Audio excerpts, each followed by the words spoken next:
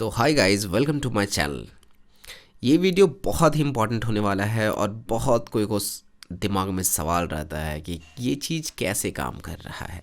एक 3D क्या चीज़ है, कैसे ये इसका प्रोसेस कैसे होता है। अगर कभी भी आप अगर 3D मूवीज़ देखते हो, लाइक मिनियन, बहुत ही फेमस मूवी है, आप देखे होंगे कितना खूबसूरत सा कैरेक्टर उसमें बिल्ड किया गया है।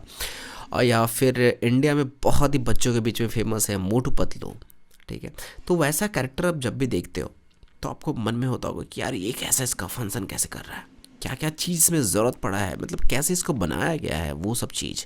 तो मैं इस वीडियो में बात करने वाला हूँ उसी सब चीज़ के बारे में कि एक कैरेक्टर बनाने में क्या क्या चीज़, या फिर ये जो ब्लेंडर सॉफ्टवेयर हम लोग यूज़ कर रहे हैं, क्या ये उतना पावरफुल है कि एक मूवी बनाया जा सकता है। तो इसी चीज़ के बारे में हम यहाँ पे डिस्कस करने वाले हैं और इसका वर्क फ्लो क्या होने वाला है। मतलब एक कैरेक्टर अगर आप देखते हो, मेरे स्क्रीन पे आपको दिख रहा होगा एक बहुत ही ब्यूटीफुल सा कैरेक्टर, देखो यहाँ पे, है ना।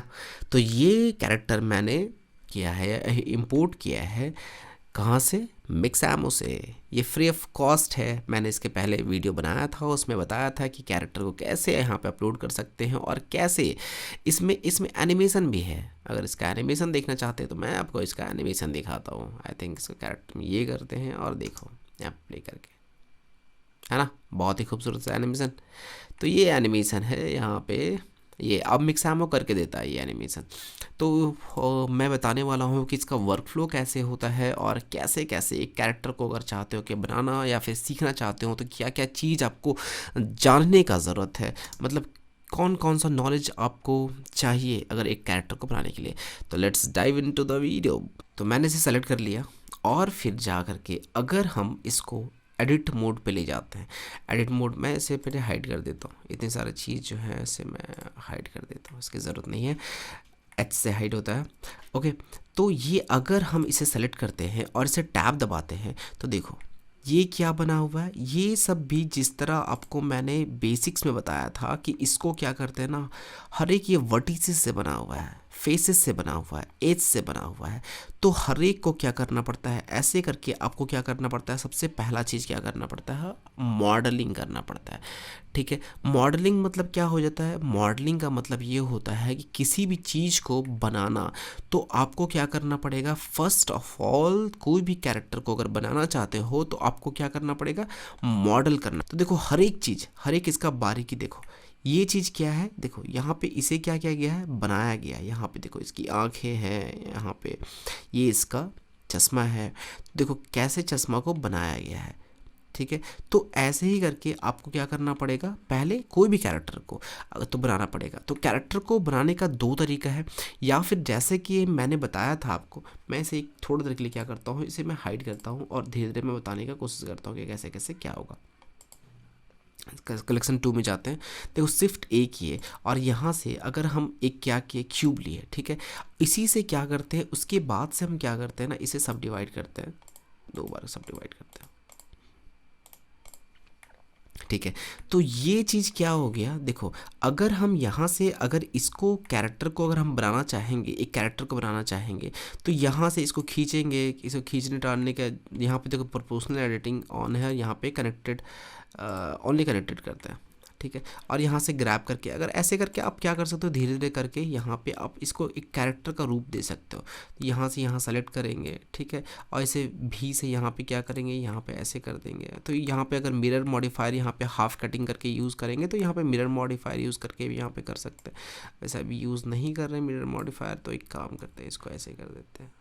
ठीक है, तो देखो एक कैरेक्टर यहाँ पे बन के तैयार हो जाए। तो इसी तरह क्या करना पड़ेगा, आपको पहला काम क्या करना पड़ेगा, किसी भी चीज़ को मॉडल करना पड़ेगा।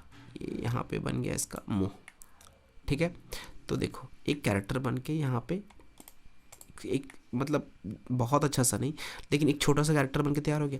तो ये आपको क्या करना पड़ा, सबसे पहला जो काम है उसको क्या करना पड़ेगा, आपको कैरेक्टर को, इसको कैरेक्टर को बनाने का बहुत सारा तरीका होता है। मैं कुछ दिन में बताऊंगा कि कैसे कैसे इसको कैरेक्टर को बना सकते हैं आप लोग, या फिर कैसे इसको बनता है। तो इसके बारे में अभी ज़्यादा डिटेल नहीं जाते हैं, बट सबसे पहला जो काम होता है वो होता है मॉडलिंग का। ठीक है, मॉडलिंग एक तरीके से और कर सकते हैं, इसको बोलते हैं स्कल्पटिंग। स्कल्पटिंग का मतलब क्या होता है? स्कल्पटिंग का मतलब होता है कि अगर आप जैसे एक क्ले आप ले लेते हो, एक क्या हो गया, आपके पास क्ले रहेगा, तो क्ले से क्या कर सकते हो आपके पास, जैसे कि इसे इसे इसे हम क्या कर सकते हैं, एक क्ले के यहाँ पे डाइनटॉप को यहाँ पे ऑन करते हैं। मैं हल्का हल्का चीज़ बताऊंगा आज, वैसा कुछ नहीं बताने वाला, ठीक है। तो यहाँ पे क्ले यहाँ पे ले करके और यहाँ पे इसे भरते हैं और यहाँ से क्या हो गया, नाक बन गया ये चीज़, ठीक है। यहाँ से नाक बन जाएगा और यहाँ पे चलो ये मान लेते हैं, ये से बना लेते हैं, ठीक है। ऐसे कर लिए इसको और ऐसे करके हम यहाँ पे भर लेते हैं और ऐसे इसका ऐसे यूजेस करेंगे यहाँ पे। तो ये जो सिस्टम है, ठीक है, इसे कहते हैं हम स्कल्पटिंग, ठीक है। तो स्कल्प्ट करके क्या करते हैं कि ये एक आपके पास क्ले मिल जाता है और क्या करोगे आप, धीरे धीरे करके ऐसे धीरे करके क्या करोगे आप कि एक कैरेक्टर बनाने की कोशिश करोगे किसी तरीक़ा से करके, ठीक है। तो यहाँ पे आपको ऐसे कर सकते हो, ऐसे स्मूथनिंग होता है, ठीक है। यहाँ पे स्मूथनिंग का कहाँ पे, यहाँ पे, ठीक है। तो यहाँ पे स्मूथ कर सकते हो, यहाँ पे, है ना, ऐसे करके कर सकते हो। तो यहाँ पे एक क्या कर सकते हो आप, एक कैरेक्टर बना सकते हो इसका। लेकिन सबसे बड़ा डिमेरिट ये हो जाता है कि जब भी अगर आप स्कल्पटिंग करते हो, स्कल्प्ट करके अगर आप कैरेक्टर बनाते हो, तो उसका क्या होता है ना कि एनिमेशन करना उसमें बहुत ही दिक्कत हो जाता है। इसीलिए उसमें क्या करना पड़ता है, रीटोपोलाइज करना पड़ता है, रीटोपोलॉजी यूज़ करना पड़ता है। रीटोपोलॉजी का मतलब क्या मतलब होता है, देखो जैसे कि क्या हो गया, यहाँ पे वर्टिसेस बहुत ज़्यादा हो जाता है। जब भी अगर हम स्कल्पटिंग करते हैं तो वर्टिसेस क्या होता है, बहुत ही ज़्यादा हो जाता है। और जितना ज़्यादा वर्टिसेस रहेगा उतना उसको क्या करेगा, ब्लेंडर को टाइम लगेगा कैलकुलेट करने में। इसीलिए हम लोग कोशिश करते हैं कि मेरा जो मेस रहे या फिर मेरा जो भी ऑब्जेक्ट हम बना रहे हैं उसमें क्या हो, जितना मिनिमम नंबर ऑफ़ वर्टिसेस रहे, उससे क्या होता है मेरा फास्ट काम करेगा ब्लेंडर और मेरा जो एनिमेशन करने में बहुत ही आसान होगा। तो कम पावरफुल अगर भी रहेगा आपका कंप्यूटर तब भी आपका काम चल जाएगा। इसीलिए इसके लिए क्या करते हैं, एक प्रॉपर तरीके से जब भी अगर हम स्कल्पटिंग करते हैं तो उसके बाद क्या करते हैं, स्कल्पटिंग करने के बाद आपको क्या करना पड़ता है, रीमेस करना पड़ता है। और रीमेस मतलब क्या होता है कि इसमें क्या करना, इसके ऊपर से एक परत चढ़ाना, और ये जो नीचे वाला है उसको क्या करते हैं, डिलीट कर दिया जाता है और सिर्फ यहाँ पे ऊपर वाला परत बच जाता है। और एक प्रॉपर डायरेक्शन में चाहिए, जैसे आँख है तो यहाँ पे आँख में क्या होता है, ऐसा ऐसा करके ये होता है। मैं दिखा रहा हूँ आपको, ये करके इसे एक्स किया, डिलीट किया, कलेक्शन, ये कलेक्शन को ऑन करता हूँ मैं और ये क्यूब को आई थिंक डिलीट करता है। और राइट, देखो मैं एक चीज़ बताने वाला हूँ यहाँ पे। अगर इसे मैं सेलेक्ट करता हूँ और इसको एडिट मोड पर जाता हूँ, ठीक है, तो जैसे कि अगर ये हाथ है तो हाथ का जो डायरेक्शन है ना, ये वाला, ये जो इसका एक राउंड जो आ रहा है इसमें वर्टिसेस है, ठीक है, वो वर्टिसेस क्या होना चाहिए, इसी तरह होना चाहिए। तो उस तरह क्या होता है ना कि जब भी आप अब अगर इसमें आर्मेचर डालते हो तो आर्मेचर डालने के बाद क्या होता है कि आप इसमें जो मूवमेंट होता है वो बहुत ही आसान हो जाता है। जैसे कि यहाँ पे आइज़ है तो आइज़ के पास ऐसा रहता है, क्योंकि आइज़ को खोलना बंद करना पड़ेगा, जब एनिमेट करोगे तो आप खोलना बंद करना पड़ेगा। तो इसलिए ये जो है आपका गोल है, तो इससे क्या होता है एनिमेशन करने में और यहाँ जो मेस है उसको मूव करने में बहुत ही आसान हो जाता है। इसीलिए हम लोग क्या करते हैं, एक प्रॉपर डायरेक्शन में उसको रिमेस करते हैं। और रिमेस करने को क्या बोलते हैं, जब भी अगर स्कल्पटिंग करते हैं उसके बाद क्या करते हैं हम लोग, क्या करते हैं रीटोपोलॉजी उसको बोलते हैं, ठीक है, रीटोपोलॉजी बोलते हैं। मतलब उसके ऊपर से ये चढ़ाना पड़ता है। आई थिंक अब समझ में आ रहा होगा बहुत ही आसान तरीके से कि क्यों स्कल्पटिंग करके थोड़ा सा मुश्किल हो जाता है, क्योंकि दोबारा मेहनत करना पड़ता है, ठीक है। उसके बाद अगर आप एक कैरेक्टर को अगर बना लिए हो, आप एक कैरेक्टर को, आप पूरा का पूरा कैरेक्टर को तैयार कर लिए हो, ऑलराइट, ठीक है। तो अगर आप पूरा कैरेक्टर को तैयार कर लिए हो तो उसके बाद क्या इसमें पेंट करोगे, रंग भरोगे, है ना। क्योंकि देखो अगर जब तक इसमें रंग नहीं भरोगे तब तक इसमें क्या जान आएगा नहीं। देखो इसमें भी देखो अभी कैसा लग रहा था और अभी देखो कितना खूबसूरत लग रहा है। तो इसमें दो तरीके से हम लोग क्या कर सकते हैं, रंग भर सकते हैं, या टेक्सचर पेंट। टेक्सचर पेंट का मतलब क्या होता है, किसी चीज़ को पेंट करना, ठीक है।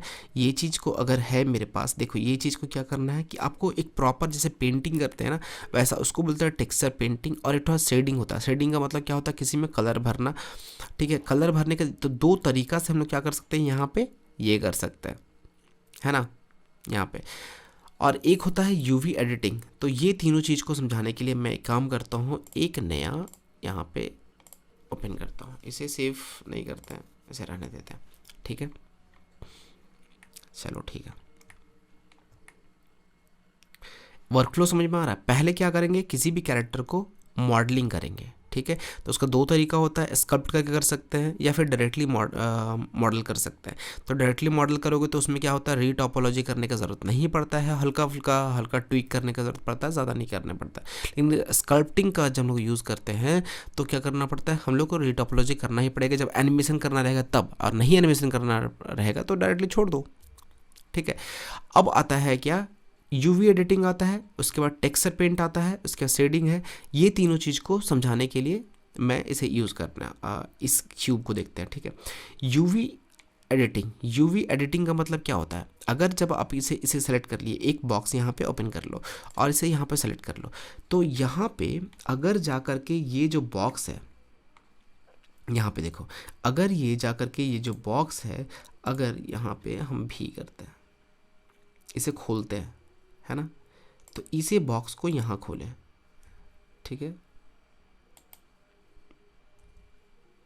इसे खोलते हैं यहाँ पे। जब एक बॉक्स को हम खोले तो बॉक्स को खोलने के बाद देखो कैसा लग रहा है ये चीज़, ऐसा लग रहा है एक लंबा सा ऐसा, एक ऊपर वाला देखो ये पार्ट ऊपर वाला है और यहाँ पे ऐसे करके ऐसे है, यहाँ पे देखो एक क्रॉस का साइन है। तो जब भी यूवी एडिटिंग का काम क्या होता है ना, कि आपको क्या करता है, ये चीज़ क्या करता है कि आपको खोल करके दे देता है। मतलब जिस तरह अगर मेरे पास, अगर हम एक और एग्जांपल देते हैं, इसे क्या करते हैं, डिलीट करते हैं, ठीक है, एक्स यहाँ पर डिलीट कर देते हैं, शिफ्ट ए यहाँ पे लिए, ठीक है, यहाँ पे शिफ्ट ए किए और यहाँ पे एक काम करते हैं, यूवी स्फीयर ले लिए, ठीक है। तो जब भी इसका एडिटिंग ये किया, एडिट मोड में गए, तो देखो जब इसको खोलेंगे हम लोग, इसको यहाँ से यहाँ तक इसको खोला तो ये कैसा आया, देखो ये ऐसा इसको खोल करके मेरे पास सामने आया। अगर हम जा कर के इसको देखो, इसको यूवी अनरैप करने का तरीका भी बहुत सारा होता है। यूवी अनरैप करने के लिए क्या यूज़ करते हैं हम लोग, शॉर्टकट यू अगर दबाएंगे तो क्या होगा, अनरैप। तो एक सिंपल अनरैप यहाँ पे हो गया, तो मतलब ये सिर्फ और सिर्फ क्या हो गया, अनरैप हो गया। और अगर यू दबाएंगे तो हम लोग बेसिकली तीन ज़्यादा यूज़ करते हैं, एक अनरैप यूज़ करते हैं, एक प्रोजेक्ट फ्रॉम द व्यू। मतलब जो प्रोजेक्ट फ्रॉम द व्यू मतलब जो आपको पार्ट दिख रहा है वो क्या करो, मुझे यहाँ पे दिखाओ, है ना, ये जो यहाँ पे मुझे दिख रहा है वो चीज़ मुझे दिखाओ। इसके लिए हम लोग क्या करते हैं, अनरैप फ्रॉम द व्यू करते हैं, ठीक है।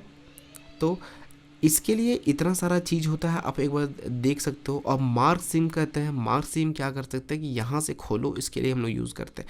तो इसको आप लोग देख सकते हो, समझ में आ रहा होगा कि क्या के लिए यूवी एडिटिंग यूज़ होता है। यूवी एडिटिंग का मुझे लगता है एक प्रॉपर वीडियोस और बनाना पड़ेगा, लेकिन बस हमको वर्कफ्लो समझा रहे हैं कि क्यों इसका यूज़ होता है, कैसे। और इसका आपको दिख रहा होगा कि ये सिर्फ क्या करता है कि एक क्या करता है कि 2D प्लेन में यूवी एडिटिंग का काम क्या होता है, एक 2D प्लेन में आपको एक जो आपका ऑब्जेक्ट है उसको खोल करके एक प्लेन में रख देता है, बस इसका वही काम होता है।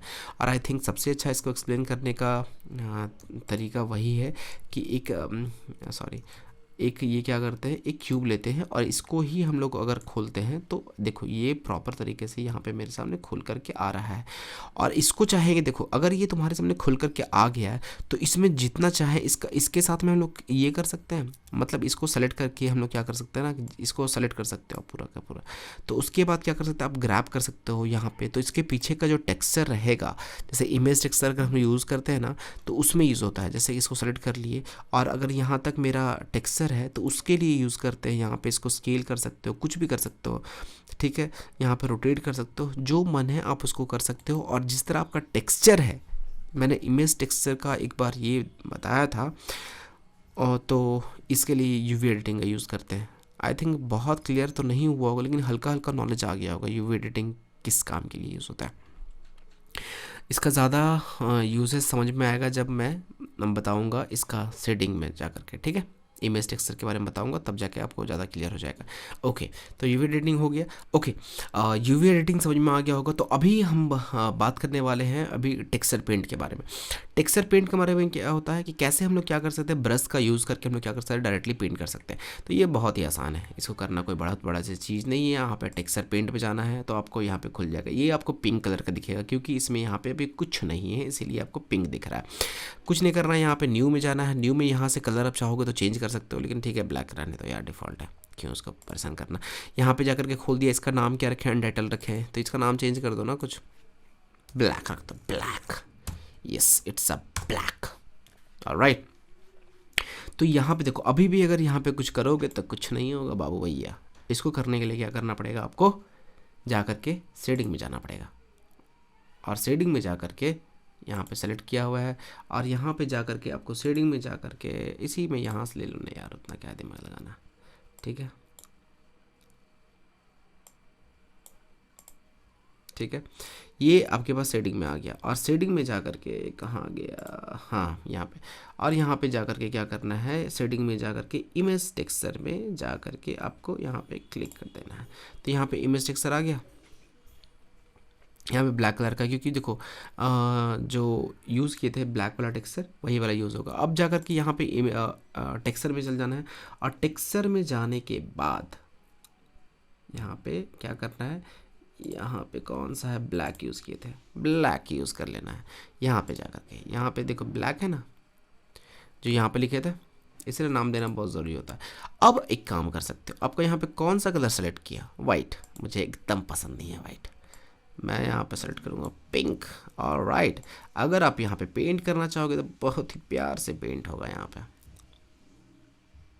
बहुत ही खूबसूरत, बहुत ही झकास। तो यहाँ पे पेंट करना चाहोगे तो आपको जो कलर पसंद है करो भैया, सब हम ही से करवाओगे क्या तो यहाँ से रेडियस वेडियस भी चेंज कर सकते हो, कहाँ है यहाँ पे रेडियस, यहाँ से रेडियस चेंज होगा, हल्का से इसको घटा बढ़ा दो। यहाँ पे स्ट्रेंथ भी कम कर देना चाहते हो तो स्ट्रेंथ कम कर दो, ये ज़्यादा हार्ड लग रहा है, स्ट्रेंथ कम करना चाहते हो यहाँ से पेंट कर दो भैया। अगर वहाँ से मन नहीं है तो यहीं डायरेक्टली पेंट करो, और यहाँ पे डायरेक्टली पेंट करोगे तो यहाँ भी होता रहेगा पेंट, ऐसा नहीं है कि यहाँ पे पेंट करोगे तो यहाँ पे पेंट नहीं होगा, यहाँ से भी कर सकते हो, ठीक है। यहाँ पे ये कलर दे देना है, यहाँ पे ये कलर दे दो, है ना। तो देखो ये होता है टेक्सचर पेंट, है ना, खूबसूरत। टेक्सचर पेंट समझ में आ गया, इसका डीप डाइव नहीं कर रहे हैं टेक्सचर पेंट का, बट आई थिंक इतना में काम बन जाएगा। तो देखो ये जो आपका जो ये ओपन हुआ है ना, तो ये चरखुट्टा जो है ना, ये वाला इस पे सिर्फ पेंट लग रहा है, जितना इतना ही दूर तक इसका जा रहा है, ये आउट एरिया बेकार है, इधर पेंट वूंट करोगे तो कोई फ़र्क नहीं पड़ने वाला, ठीक है। तो आई थिंक समझ में आ रहा है अभी तक।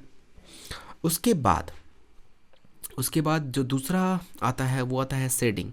शेडिंग क्यों यूज़ होता है, आपको मैंने इसका पहले वीडियो बना के दिया हुआ है शेडिंग के बारे में कि कैसे इसको यूज़ करते हैं शेडर को। शेडर क्या करता है ना, इसके ऊपर से इसका एक काम करते हैं, इसको हटा देते हैं क्योंकि टेक्सचर भी हमको नहीं चाहिए, इसको एक्स कर दिया। तो देखो शेडिंग क्या करते हैं, डायरेक्टली इसमें कलर पुट करने को शेडिंग कहते हैं, ठीक है। तो यहाँ पे जा कर के अगर जा कर के ये चीज़ को आप कहाँ कहाँ पेंट करना चाहते हो, उसे क्या करना चाहते हो कि आप इसको सेलेक्ट करके भी आप डायरेक्टली क्या कर सकते हो कि पेंट कर सकते हो। तो उसके लिए हम लोग शेडिंग यूज़ कर सकते हैं। यहाँ पे सेलेक्ट कर लिए, पूरा का पूरा सेलेक्ट नहीं करना है मुझे, सिर्फ और सिर्फ क्या चाहिए, इतना दूर तक पेंट चाहिए, तो उसके लिए भी कर सकते हो आप लोग, ठीक है। सी किया यहाँ पे मैंने, यहाँ पे ठीक है, यहाँ पे सेलेक्ट, इसका मैंने प्रॉपर वीडियोस बनाया है इसका, और इसमें असाइन करना चाहते हैं तो यहाँ पे असाइन सिर्फ इतना ही दूर में होगा। अगर अभी दूसरा कलर नहीं असाइन किया ना, इसीलिए इसमें पीला, ओहो न्यू मटेरियल ले लो, न्यू, ठीक है। अब जाके सेलेक्ट करेंगे तो इसमें देंगे ग्रीन, नहीं पिंक देंगे, ठीक है। दूसरा मटेरियल हो गया, अब यहाँ पे असाइन कर दो, तो देखो आ गया। तो इसमें जैसे कि आप जैसे वर्टिसेस को सेलेक्ट करते हो, आप उसको उसके थ्रू से पेंट करना चाहते हो, कलर देना चाहते हो, इसमें बहुत वैरायटीज़ है भैया, इस नहीं से काम नहीं चलता। इसमें से अगर आप यहाँ से ऐड करके यहाँ से न जाओगे ना, तो इतना टेक्सचर में इतना सारा आ जाता है, पहले इतना ब्रिक्स उर्स इतना सारा हो जाता है। अब कलर तो जितना भी इसमें ये है ना, शेडिंग बहुत ही वास्ट है, और मुझे लगता है कि इससे खाली बस शेडिंग से खेल करके ना आप बहुत ही अच्छा चीज़ क्रिएट कर सकते हैं। इसमें जाते हैं, और इसमें जाते हैं मॉडलिंग में, ठीक है। ये मेरे पास ये कैरेक्टर है, तो ये कैरेक्टर है मेरे पास। तो क्या आप अगर इसको चाहते हो कि ये कैरेक्टर क्या करे कि मेरा चले, मतलब इधर से उधर इसका मूव करे, है ना। ये कैरेक्टर सारा कुछ तो आप बना लिए, लेकिन ये कैरेक्टर को बनाने के लिए क्या होगा, एक फिर उसके बाद आपको क्या चाहिए कि ये कैरेक्टर को मूव करे। लेकिन क्या चाहते आप, क्या सोचते हो कि इसको अगर हम यहाँ पर सेलेक्ट करेंगे, यहाँ पे इसको यहाँ पे ले जाते हैं, हाँ, तो अगर हम चाहते हैं कि ये कैरेक्टर मेरा मूव करे, तो मूव कराने के लिए क्या करना पड़ेगा। मूव कराने के लिए आप क्या सोचते हो कि ये वाला जो ये पार्ट है इसको हम उठाएंगे और ऐसे मूव करेंगे, नहीं, ऐसा मूवमेंट नहीं होता है। इसके लिए क्या करना पड़ता है ना कि आपको एक प्रॉपर क्या करना पड़ता है, आर्मेचर डालना पड़ता है। और आर्मेचर कैसे डलाता है, जैसे कि क्या होता है, शिफ्ट ए किए और यहाँ पे देखो आर्मेचर यहाँ पे दिख रहा है, यहाँ पे आर्मेचर, और यहाँ पे आर्मेचर आप डायरेक्टली जा करके क्या कर सकते हो, डाल सकते हो यहाँ पे जैसे शिफ्ट ए किए, तो ये मेरे पास क्या हो गया, एक आर्मेचर हो गया। आर्मेचर क्या मतलब हो गया, ये हड्डी है। जैसे हम लोगों का जो बॉडी है, जैसे देखो अगर जब भी हम लोगों का जो बॉडी है कैसे फंक्शन करता है अंदर में, ठीक है, हम लोगों को क्या हड्डी है जो हम लोगों को क्या करता है, सपोर्ट करता है पूरा स्किन को। और जो हम लोग जो मॉडल किए हैं वो हम लोगों का क्या है, स्किन है, ठीक है। और ये हम लोगों का क्या है, हड्डी है, जो आपको क्या करेगा, सपोर्ट करेगा पूरा सिस्टम को चलाने में, उठाने में, बैठाने में, ये सब में मदद करेगा। और ये कुछ ऐसा दिखता है, इसको बहुत तरीके से और देख सकते हैं यहाँ पे जा करके, ठीक है। यहाँ पे व्यू पोर्ट डिस्प्ले में देख सकते हैं कैसे कैसे क्या होता है, नहीं होता है उसका, ठीक है। तो हम लोग आर्मेचर को इसमें पूरा आर्मेचर इसमें डालते हैं। और एक बार आर्मेचर का आपको एक तो प्रॉपर नॉलेज चाहिए कि कैसे, कौन सा आई के बोन कहाँ यूज़ होता है, एफ के कौन बोन कहाँ से यूज़ होता है, कहाँ कॉन्स्टेंट डालेंगे, कहाँ एक्स डायरेक्शन में। तो इसको आपको एक पता बोन के बारे में एक प्रॉपर पढ़ना पड़ेगा अच्छा सा, ठीक है। मैं उसके बारे में भी वीडियोज़ बनाऊँगा, तो लेकिन लेट से बनाऊँगा यार, अभी मन नहीं है। तो ठीक है। तो ये अब इसका जैसे ये वाला चीज़ हम सेलेक्ट किए हैं, ठीक है। तो इसमें भी क्या होगा, इसमें भी आर्मेचर डाला हुआ होगा तभी ये मूवमेंट करता है। अगर जब तक इसमें देखे, जैसे यहाँ पे आर्मेचर का एक ये है, तो जब तक इसमें अगर आर्मेचर नहीं डाला हुआ है तो ये मूवमेंट कैसे कर रहा है, ये मूवमेंट नहीं कर रहा है ना। तो आर्मेचर तो आपको दिख नहीं रहा है, आर्मेचर दिखता नहीं है, आपका हड्डी जो है आपका शरीर का वो आपको दिखता है, नहीं दिखता ना, लेकिन अंदर में होता है ना। तो उसी तरह इसके अंदर में भी आर्मेचर है। अब दिखाते हैं कहाँ पे, यहाँ पे जो लेयर है वो यहाँ पे देखो, इसमें ऐसे करके आर्मेचर डाला गया है ना, खूबसूरत है ना, ठीक है। तो ये इसको हाइड करो यार, ज़रूरत नहीं है, ठीक है। तो ये आर्मेचर है ऐसे करके।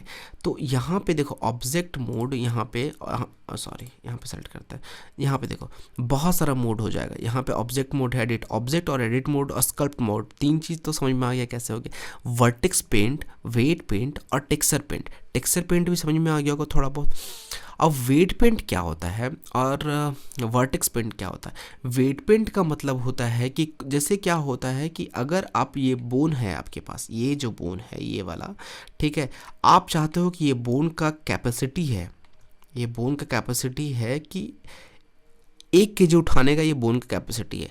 लेकिन आपको इस बोन से 1 kg काम नहीं करवाना है, 1 kg नहीं उठवाना है, आपको 300 ग्राम ही उठवाना है। तो आप इस बोन को कैसे बताओगे। तो इसके लिए हम लोग क्या करते हैं ना कि इसके लिए हम क्या कर सकते हैं ना कि वेट पेंट यूज़ करते हैं, ठीक है, समझ में आ रहा है। तो इसका वेट पेंट का आप लोग यूज़ करके देखना, और अगला वीडियो में हम कुछ दिन में वेट पेंट इसके बारे में, हर एक चीज़ के बारे में ना अच्छा से एक्सप्लेन करेंगे, ठीक है।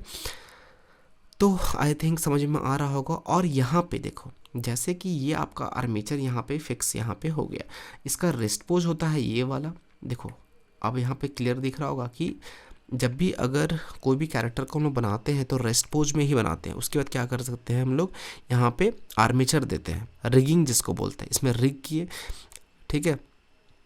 तो रिगिंग करने के बाद फिर यहाँ पे इसमें ये हो गया। और उसके बाद क्या किया, पोज मोड में ले गए, मतलब ये इसके बाद क्या किया, इसको मूवमेंट दिए। ये जो रेस्ट पोज में था उसको बोन को क्या किया, मूवमेंट दिए। वो कैसे होता है, इसको सेलेक्ट करो, पहले बोन को सेलेक्ट करो और यहाँ पे मोड में जाओगे तो यहाँ पे आता है पोज मोड। ठीक है, अब पोज मोड में जाने के बाद आप क्या करोगे, हर एक बोन को जैसे यहाँ पे ऐसे पकड़ोगे और यहाँ पे ऐसे क्या करोगे, रोटेट करोगे, तो ये देखो मूवमेंट हो रहा है ना, हो रहा है ना। तो जैसे इसको इसको जैसे जी से ग्रैब करोगे, ओहो, ठीक है, तो यहाँ पे ऐसे करके ये प्रॉपर काम क्यों नहीं कर रहा, एक मिनट, हाँ, एडिट मोड में गया, ऑब्जेक्ट मोड में गया, ठीक, प्रॉपर गया, ऑब्जेक्ट मोड में गया,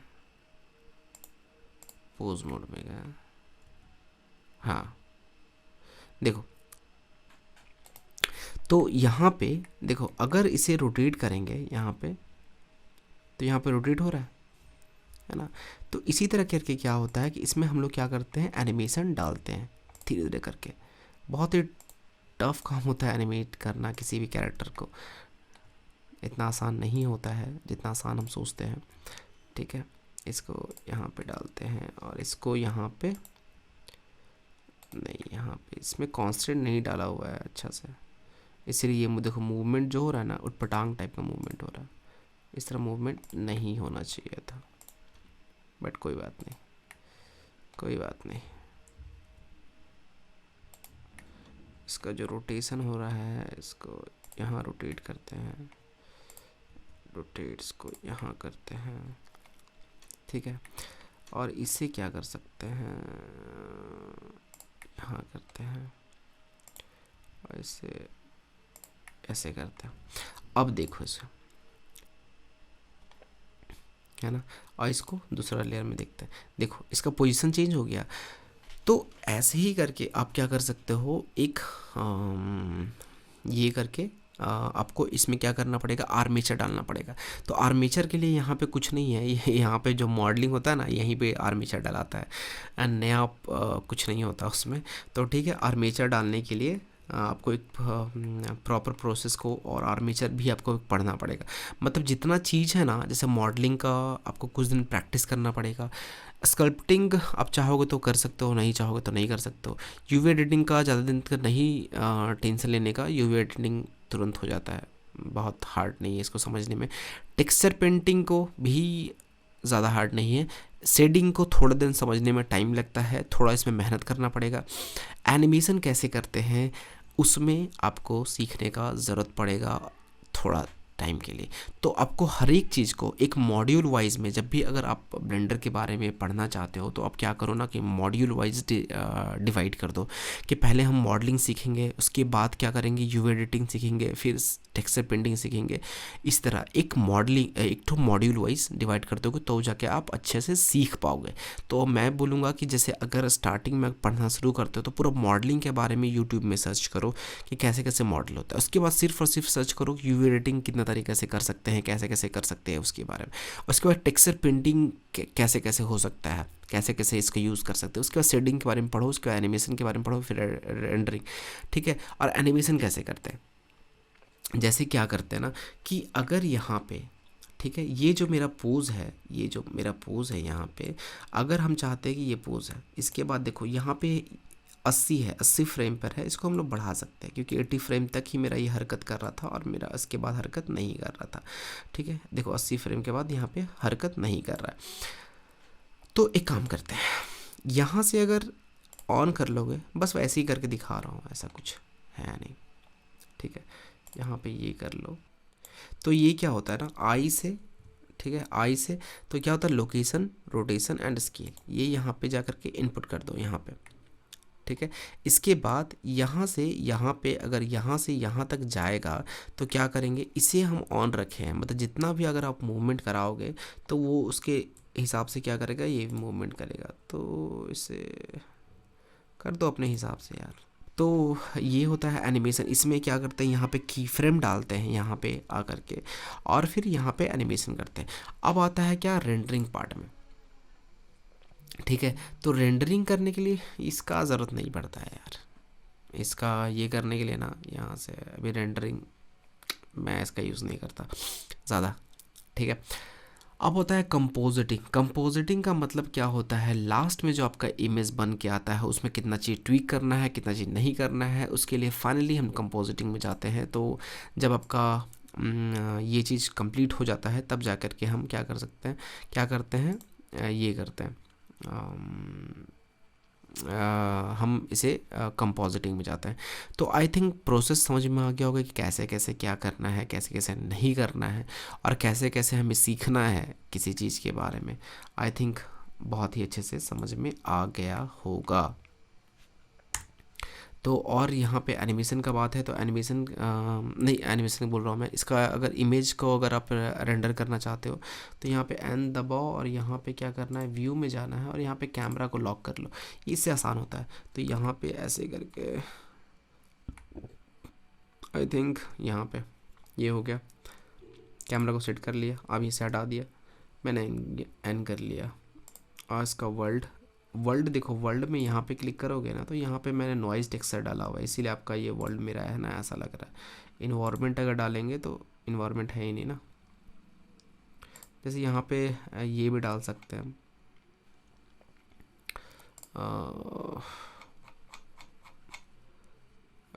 डार्क सरफेस ये डाल सकते हैं हम, थोड़ा टाइम लगेगा लोड होने में, देखो। तो इसको ऐसे डाले हैं, ठीक है। तो ये अच्छा नहीं लग रहा है बट ठीक है, जैसा मन आपका, इसमें डाल सकते हो इन्वायरमेंट में। तो इसका कौन सा, स्काई टेक्सचर डाल दो, ये भी अच्छा लगता है, ठीक है। तो ऐसा कुछ यहाँ पे, और इसको अगर रेंडर करना चाहते हो तो रेंडर करने के लिए क्या करना पड़ेगा, यहाँ पे रेंडर इमेज करना है, रेंडर एनिमेशन करना है। रेंडर एनिमेशन करने का, रेंडर करने का भी तरीका मैं बाद में बताऊँगा। तो देखो यहाँ पे मेरा बन के आ गया, तो ऐसा कुछ दिख रहा है, ठीक है। तो आई होप इस वीडियो से आप अच्छा खासा चीज़ सीखे होंगे, और मुझे लगता है कि हाँ अच्छा खासा नॉलेज आपको मिला होगा इस वीडियोस को देख करके।